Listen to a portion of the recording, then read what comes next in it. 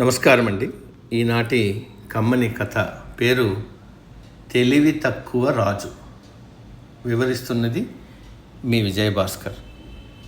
పూర్వము తిరుచునాపల్లిని పాలించిన సూరసేనుడు మూర్ఖుడు, కానీ ఆయన మంత్రి సుబుద్ధి చాలా తెలివిగలవాడు.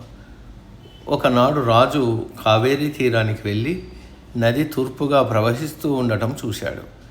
ఆయన సుబుద్ధిని పిలిచి, చూడు సుబుద్ధి, మనకు తూర్పుగా ఉన్న తంజావూరు మనకు శత్రుదేశం కదా. మన దేశం నుంచి పోయే నీటితో వారు వ్యవసాయం ఎందుకు చేసుకోవాలి? వెంటనే నదికి ఆనకట్ట కట్టించు అని ఆజ్ఞాపించాడు. మూర్ఖుడైన రాజుకు ఎదురు చెప్పి లాభం లేదు. అందుచేత మంత్రి నెల రోజుల్లో నదికి ఆనకట్ట కట్టించాడు. నది పొంగి నగరంలోకి ప్రవహించసాగింది.